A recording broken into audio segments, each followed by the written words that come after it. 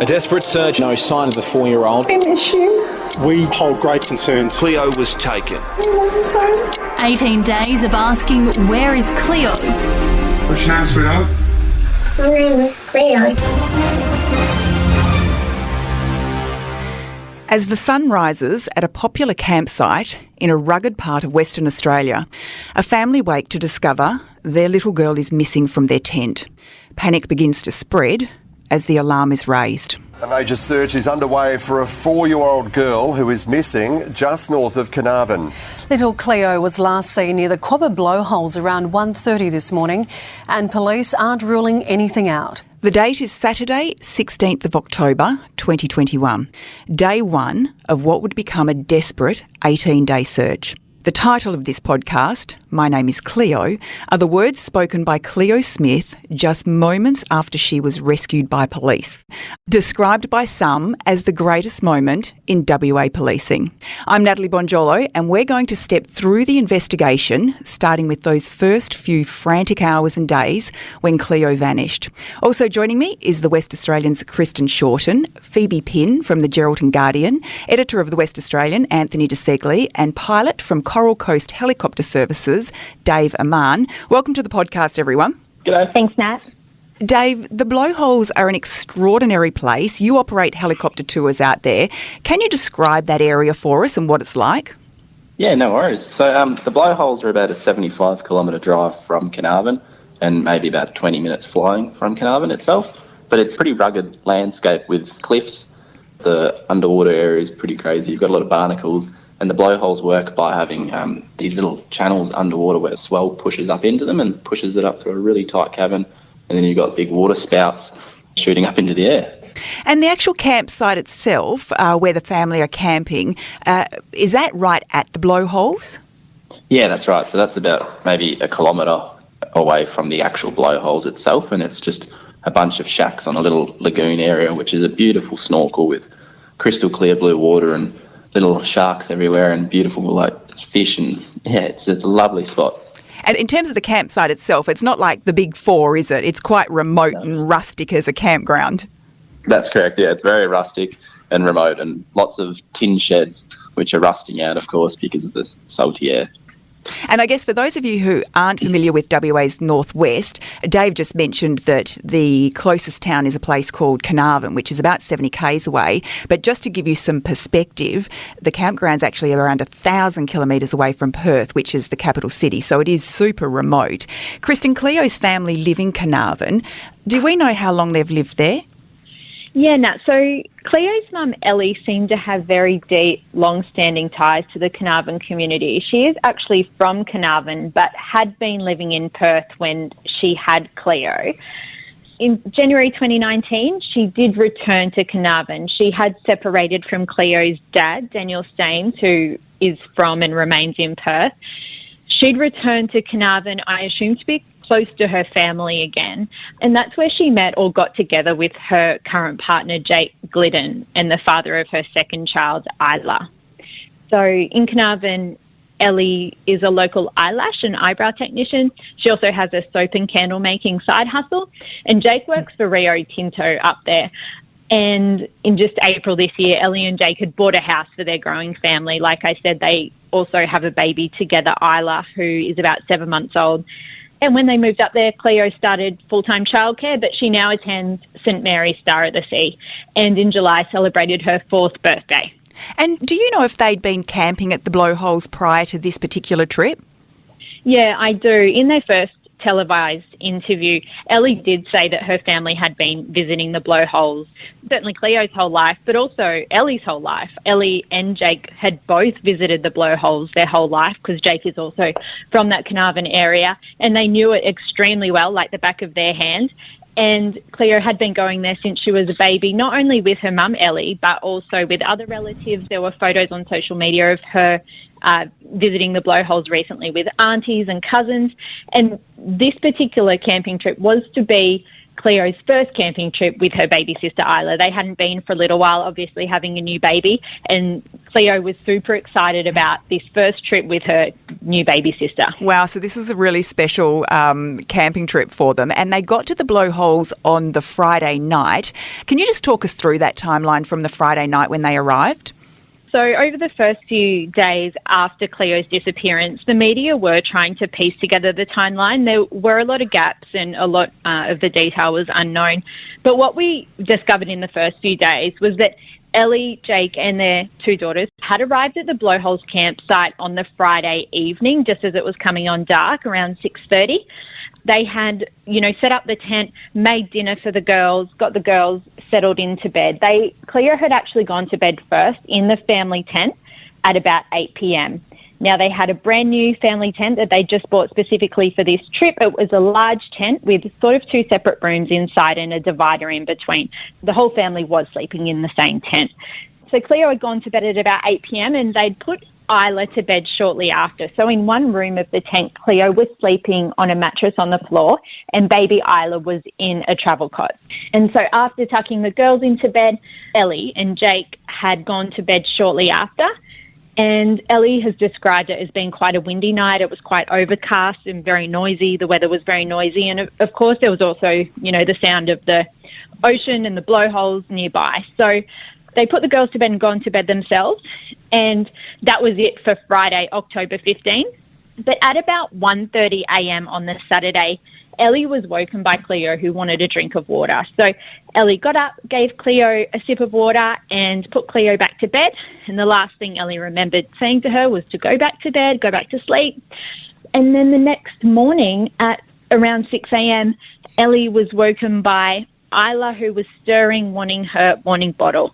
And it was at that point that Ellie got up and went into the other room of the tent. She went past the divider and discovered, in absolute horror that Cleo wasn't there, turned around and saw that the tent was unzipped. What we now know is that there are a couple of other little incidents that had occurred around 3 a.m., which, obviously sort of emerged in the days following. And that they are that at around 3 a.m., so after Ellie had put Cleo back to bed and given her a drink of water, campers heard the sound of a car skidding as it took off from the area.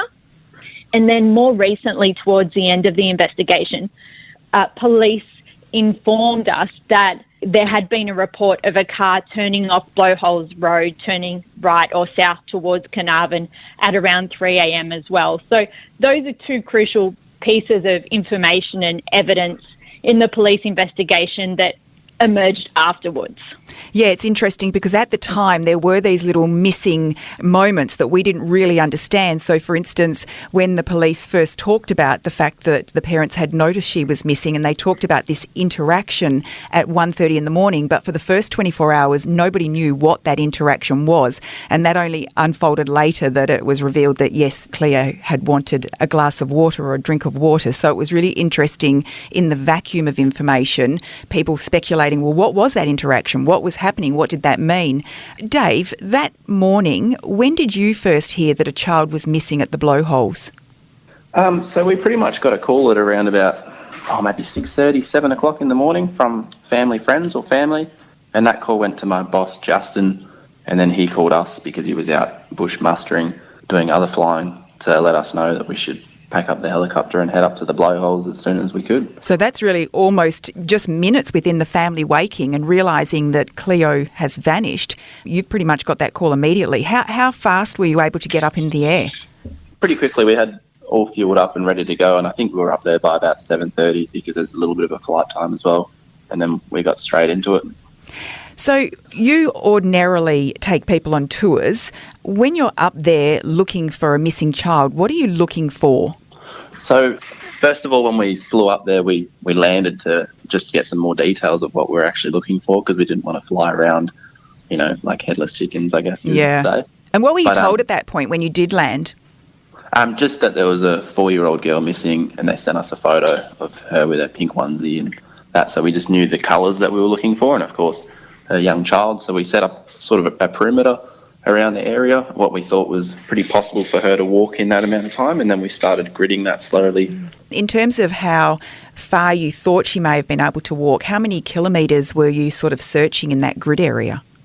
So probably to the north was maybe 3 to 4 kilometres, and then to the east maybe 2, and then another 3 to 4 south. But the actual area that we were searching is pretty rugged, so there's sand dunes and then lots of thorny bushes, and then there's a fence line that runs from north to south, and there's a road that runs out at the north as well. So it's a really good boundary that we set up, because if she got to the fence line, she probably wouldn't have passed through it, is what we thought in our heads. Yeah, right. And looking back towards the ocean, there was a powerful swell that day. Did you think yourself that she could have gone into the water? And part of that grid, of course, was that the water area? Yeah, so later, once we finished doing the land search, we teamed up with Sea Rescue, Carnarvon Sea Rescue, and we got given a drift line, which is just a current which was flowing that day, which would be the plausible area, and then we searched that as well in the lagoon, and also, of course, just the cliff areas, but didn't find anything, of course. Yeah, so while you were up there was nothing at the time that caught your eye at all? No, that's right, yeah, we were stuck, so we ended up flying north, actually, all the way up to Nalu Bay, which is maybe a good another 150 kilometres north of the actual blowholes. We just let the people know about what's happening. And had you ever been involved in a search like this? Not at this scale, no. We've done small searches where if someone's thought they've seen a flare pop off or something, and then we do some circles, but not where we go and do grids and really thorough searching under each bush, and so many people around the place as well. Well, it did become an absolutely massive search on the ground below. This is a little snippet from our colleagues at 7 News. By midday, authorities had mobilised with a full-scale rescue operation in full swing. Police and SES on the ground and in the air. Marine rescue on the water, searching for a girl in a pink jumpsuit, lost in red dirt country, or maybe somewhere off the coast. Phoebe, you were the first journalist on the scene. What time did you get a call, and what did you find out at that point? Yeah, so I was the Saturday journalist for the Geraldton Guardian, and it's usually a pretty quiet gig, but I got a call from my editor, Kate Campbell, probably just after 10:30, saying you need to get in the car and go up to Carnarvon because there's been a little girl who's gone missing. So at that point, I didn't know Cleo's name, I didn't know exactly where they'd been camping, I didn't know the circumstances of surrounding her disappearance. I just basically chucked a bunch of clothes in a bag, got some petrol and hit the road. And it's quite a drive, right? It's about 5 hours? Yeah, it's about 5 hours from Geraldton, and along the way I stopped to fuel up again at Overlander Roadhouse, and that's when I saw posters start to be put up with Cleo's face and some information about what had happened. So that's when I started to get a bit of a clearer picture of who Cleo was and what was going on. Yeah, it's incredible because we're talking a matter of, 6 hours and there's already posters up at the roadhouses. So you arrived there around, 5 o'clock in the afternoon? Yeah, so I probably got into Carnarvon town around 5 o'clock. And the town itself was very quiet. It's a small town, about 5,100 people. But, Saturday afternoon you'd expect people to be mingling around, but I assumed that they were all helping with the search. There was posters on every business shop front with Cleo's face. So I headed to the Blowholes, which is about a 30-40 minute drive from the Carnarvon town itself. And, I didn't really know what to expect. At that point, there was no roadblocks in place, so I could drive straight into the campsite. And to my left, I saw the campers, the caravans, and later on the tent. And to my right, I saw the command post being set up with police and SES and St. John's and all that as well. And who did you first speak to when you walked into the campsite? So I tried to speak to some campers. There weren't many around. There was maybe a dozen caravans that I could see, a couple people, sitting on deck chairs, a couple people fishing or walking on the beach. Everyone was very tight-lipped because, I identified myself as media and everyone knew the family. so they were naturally very protective of them, and no one really wanted to give too much away. So it wasn't until probably the next day that I really started to get an idea of what was going on. And how far was the tent from the water? So the tent, you couldn't really see the water from the tent. It was maybe 100 metres from the beach, but that was the actual beach at the campsite, not the Blowholes itself. So it was still quite choppy, around 5:30 in the evening at the beach. And then the Blowholes, like Dave mentioned, is about a kilometre from the actual campground, which was obviously, blowing a gale. And yeah, that's when I started to get a picture of how rough the terrain was and how horrible it would have been if this little girl had been lost or accidentally fell off a cliff. And the command post itself, how many people were there and were in that area?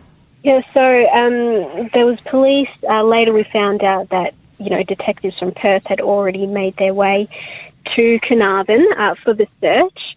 There was SES Post, St John's, so I could see maybe a dozen people at any one time, but there was people coming and going while I was there until dark. And that's when I understand they scaled back the land search a little bit because the conditions were so rough. Yeah. It would have been dangerous to keep searching. I did see a blue Coral Coast helicopter launching probably for another circle while I was there. And I knew they were a local company, so it was clear that every resource was getting put into this already. So, Dave, that was obviously you heading back up to have another look. How treacherous was it by this point, and were you worried about the conditions? Yeah, look, it was pretty windy for sure and a bit of swell, but yeah, it wasn't the best conditions, but we managed to still do our best, I guess. And I think, at this point, it's fair to say that people are fearing she's gone into the water or she's wandered off into the rugged terrain. But at one point in the day, Cleo's mum posted to social media, and I think this was really the first time when that theory was maybe being questioned. The 4-year-old's mother raised the alarm, making this desperate plea for help on social media. Very, very unusual for Cleo.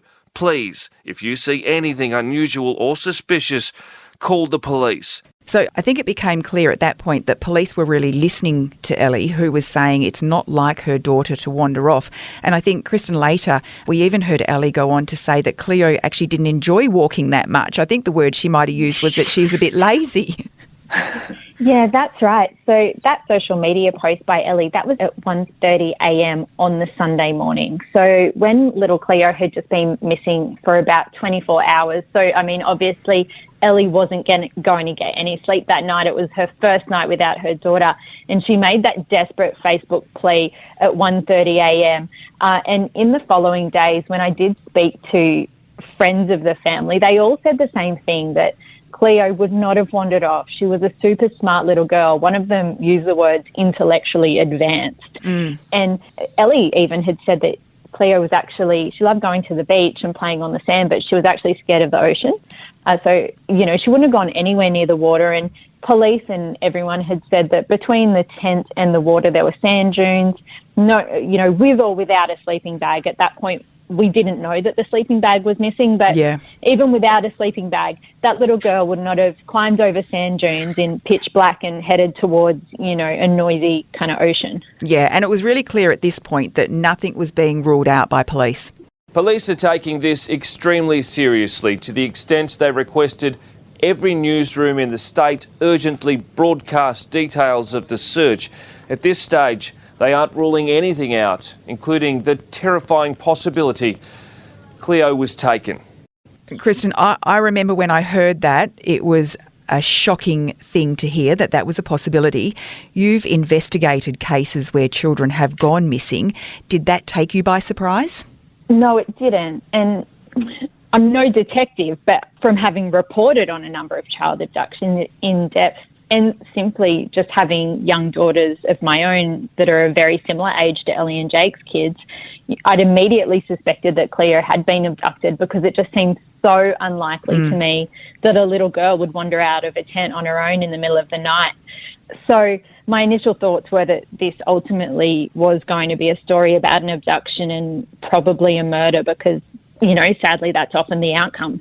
Phoebe, what was happening at the campground when you left that night? What time did you leave? So I left about 7 o'clock when it was getting dark. I could still see no roadblock, and I couldn't see police, walking around questioning campers or anything yet. So it really looked to me like it was winding down for the day. We later learned that they were still searching using heat mapping technology during the night, but it looked like they were getting ready for launching the search at first light the next day. So at this point, people are still able to get in and out of the campgrounds because it hasn't been blocked off as a crime scene, I guess. Correct, yeah. At that time, Anthony, you were at the telethon ball back in Perth along with the state's top cop. Was there a massive amount of talk about this big search that was underway? Look, it was an eerie sort of mood, I guess would be the best way to describe it. So the telethon ball is in many ways the biggest event of the year for most people in Perth. So, this amazing event for sick kids across Perth and WA. And at the same time, obviously, this news was starting to come out about Cleo, and there was definitely an eerie feeling about maybe it was going to not go the way that people thought it would. Normally with these sort of missing kids cases, they're wrapped up and the kids found pretty quickly. By that time of the night, there was this, like I said, sort of eerie feeling about here we are celebrating a charity for children and raising an enormous amount of money, which was fantastic, but sort of with this understanding that there was this little kid missing and it could be quite a harrowing story to come. And really, I mean, anyone in Perth would have been there at the ball with you. The Premier was there, the ministers are there. Yeah, it's hard to overstate the importance of the people in that room. Premier, the Deputy Premier, most of the CEOs of the biggest businesses in town, the Police Commissioner, the Police Minister. I mean, you really have the top echelon of Perth in one room for one night of the year. And there was no doubt that amongst some of them, particularly the Police Commissioner, the Police Minister, there was talk about this story might not go away, this might be a bad one. And I remember at that time, already there were concerns about, was the zipper on the tent too high for a little kid to open herself, and what could that possibly mean? That sort of really came out a few days later, sort of publicly, and I think that was maybe when the police had crossed that bridge of something suspicious has happened here. So at that stage, it was still just a missing girl, hopefully had wandered off on her own and would be found. But there was talk about that, and there was, talk about the actual Blowhole site itself. Yeah, it was pretty ironic. We were celebrating children in Western Australia and celebrating this amazing charity where we raise so much money for sick kids all over the world. And at that same time, while this story was happening up in the northwest, it just had a really unsettling feeling for everyone. Yeah, definitely. And even as the editor of the newspaper, we had the Sunday Times the next day, and I had James Schwier, one of my assistant editors, doing the front page back in the office. And, we were talking about how do we get the mix right between the story of Cleo missing and the story of, a record telethon raising money for sick children, and, what would the front page look like, and were we giving Cleo enough prominence in those very, very, very early hours, considering that eerie premonition that, Jesus, this could be worse than what we think. It's now been more than 24 hours since I last saw the sparkle in my little girl's eyes. Please help me find her. If you hear or see anything at all, please call the police. Kristen, we know now that Ellie's connection to the public and these posts would be really quite pivotal because it just mobilised an entire state. Absolutely. And, it was so unusual in that everyone could access Ellie's social media accounts and see just this back catalogue of stunning pictures of this gorgeous 4-year-old girl who could have been any of our daughters. And, there were so many photos that really spoke volumes about Cleo, what she was like as a little girl, and their family, her love of dressing up as a princess and just her pride of her baby sister Isla, and how protective she was as a big sister. There were so many just gorgeous professional photos and just happy snaps taken by Ellie. and so many gushing posts about the girls that, you know, it really gave you an insight into their family dynamic and what Cleo was like as a daughter and a big sister. Phoebe, what time did you get back to the campground the next morning, and what was happening when you got there? Yeah, so probably like the rest of WA and like Cleo's family, I didn't get much sleep myself. So I left as early as I could and got back to the campground probably just after 6 a.m. By that time, there was still no police roadblocks. I could still drive straight through the campground. I noticed there were probably a few less caravans than the night before, and it was very quiet. I was expecting SES everywhere, frantic searching, but there was hardly anything happening. I saw a couple of police officers. The command post was very quiet. It was hard to know what was going on, and we knew that the police didn't really have any idea what had happened to Cleo. They were still very much looking into the possibility that she had wandered off, but there was also the separate part of the investigation into the possibility that she had been abducted. I was still able to walk up to the tent. It was pretty distinctive. It was the only tent at the campground. It was taped off, and then that's when I got the message to move out by police. And so it probably would have been about 7 o'clock that I saw the roadblock being set up, so no one could enter the campground, but campers could still come out. And as they were coming out, caravans and every nook and cranny of their vehicles were being searched by police, just in case there was a trace of Cleo. You obviously got right up close to the tent. How big is the tent? Can you describe it to us? Yeah, so it definitely looks like a family tent, quite spacious. A lot of tents are, you don't want to spend too much time in them, but it was a large tent. Yes, it looked like it does in the pictures, a normal family tent. There was a few things, bikes and little camping chairs around. They had a lot of space around them. The next caravan was maybe 50 metres down from them, but they were surrounded by quite a few little beach shacks as well.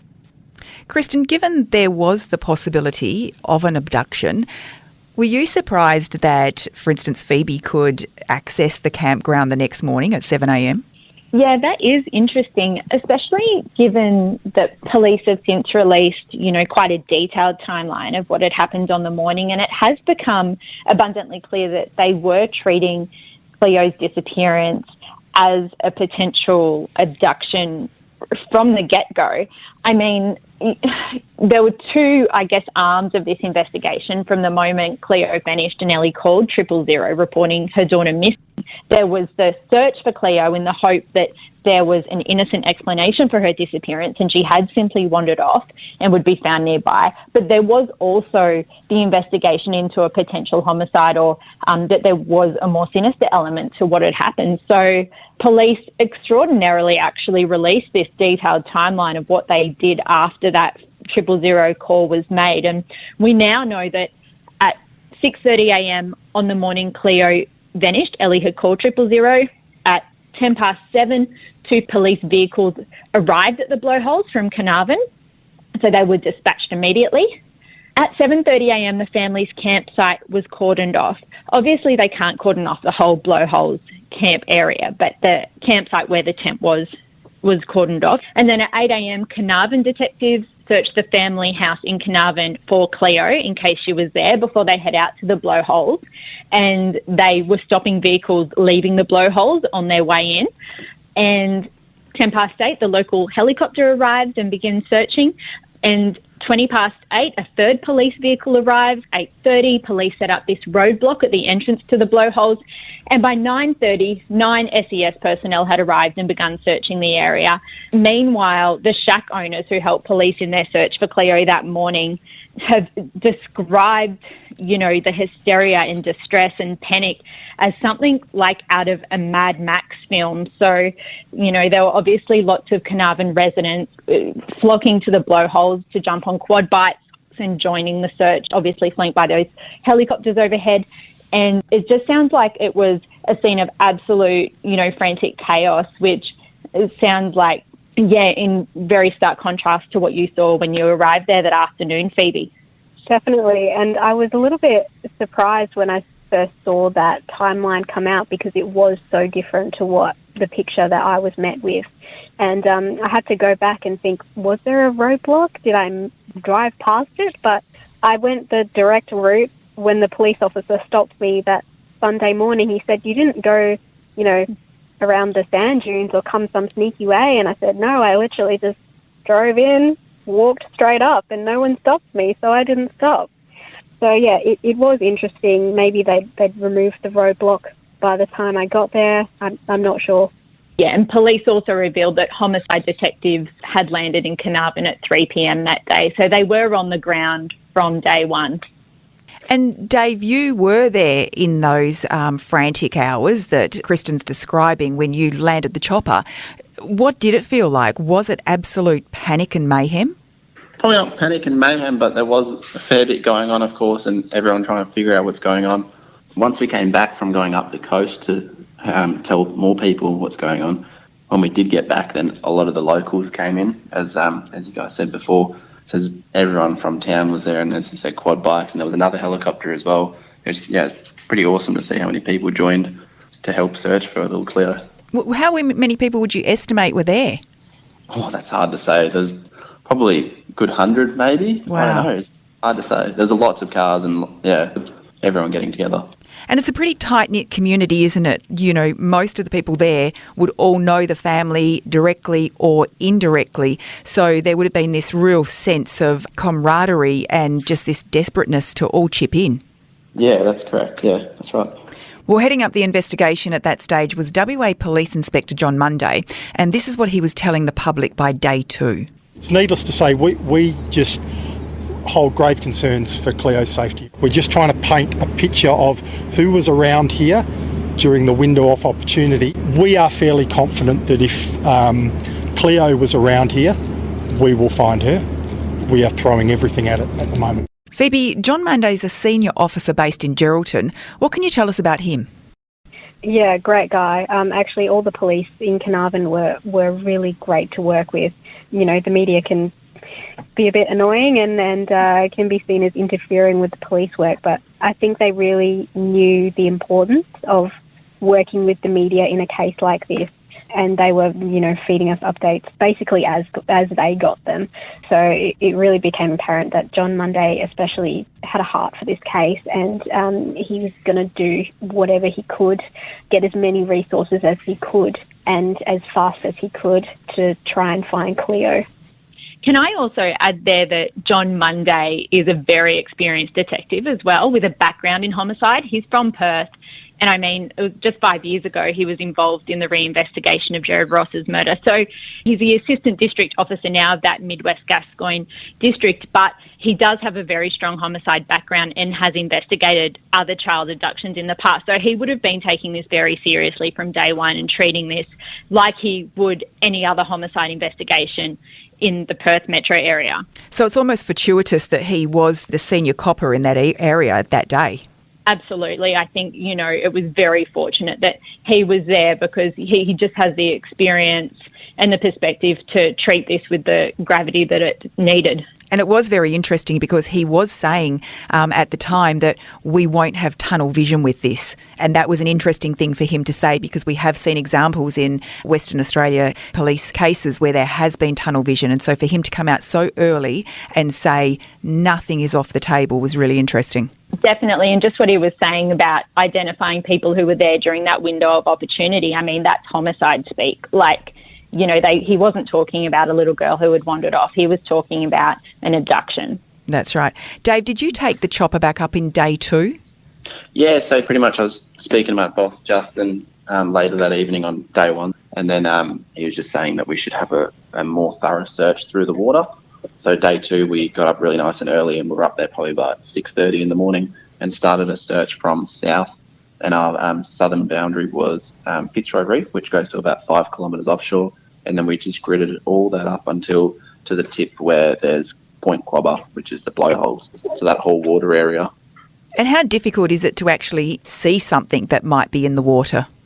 So normally when we do water searches, you're looking for a boat that might have sunk and you can see eskies floating and that sort of stuff. But because we were just looking for just a little clue, it was, of course, a lot more difficult. And also with the water being a little bit churned up and murky, it wasn't the easiest, but normally you do get a very good visibility or good look.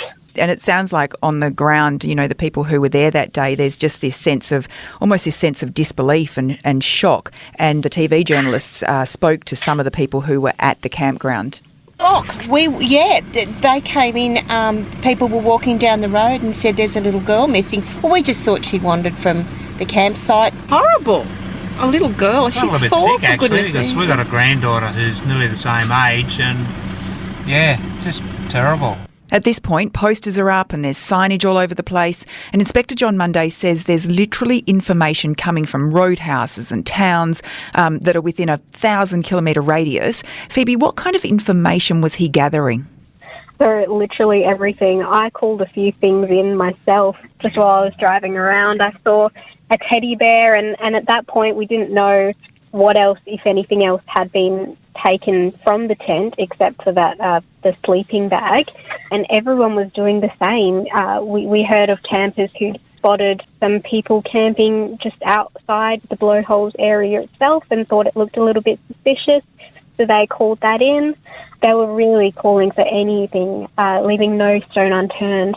So much information coming through. I think for many people that sleeping bag does really become a focal point, doesn't it, Kristen?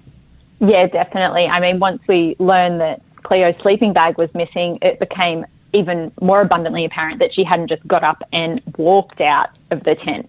She had been scooped up in her sleeping bag. And, you know, at that point we didn't know about the zip or any other evidence. I think the reports about the skidding tyres at 3 a.m. had come to light on day 2, but that sleeping bag really was that crucial piece of evidence which swayed public opinion about what had happened to Cleo. Everything was starting to point to the fact that this child had been taken. By the end of day 2, I mean, the search was exhaustive, but they hadn't really produced any concrete leads. They still were no wiser as to what could have happened, and police were saying literally everything is on the table. It's been 40 hours, and as each hour passes, the search for missing 4-year-old Cleo is growing more desperate. They're understandably devastated and just don't know what to do. Join us for episode 2 when we're going to continue talking about the search and what happened. This is when Cleo's mum Ellie and her partner Jake Gliddon speak publicly for the first time. So thanks Kristen, Phoebe, Dave and Anthony for stepping us through these first crucial days. For more information on this case, including news articles and video, head to thewest.com.au/Cleo. My Name is Cleo is recorded in the studios of the West Australian newspaper. This podcast is produced and edited by Kate Ryan and hosted by executive producer Natalie Bongiolo. Audio clippings provided by Channel 7 and WA Police.